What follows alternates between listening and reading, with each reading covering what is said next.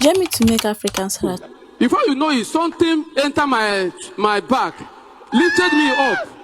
He carried me like a aeroplane from now to maybe Shariro Express there. When he reached there, he dropped me. When he dropped me, I tried to look. Something that carried me. When I look, it was lion. I'm not here speaking out. As I'm not here, you speaking out. Say it again. Before you know it, something enter my back, lifted me up. He carried me like a aeroplane from now to maybe Shariro Express there. When he reached there, he dropped me.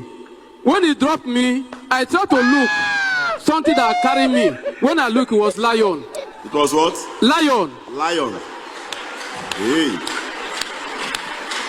So when the lion dropped me, the place was very narrow, very tight.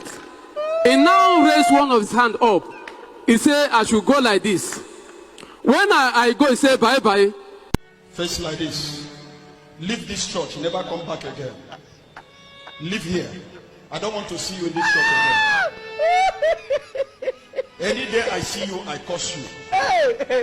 As you dey go now, as you dey live here, they leave this church. Never talk about testimony in your life. And any day I see you for this gate, I will get you arrested. As you are living now, never in your life to come back.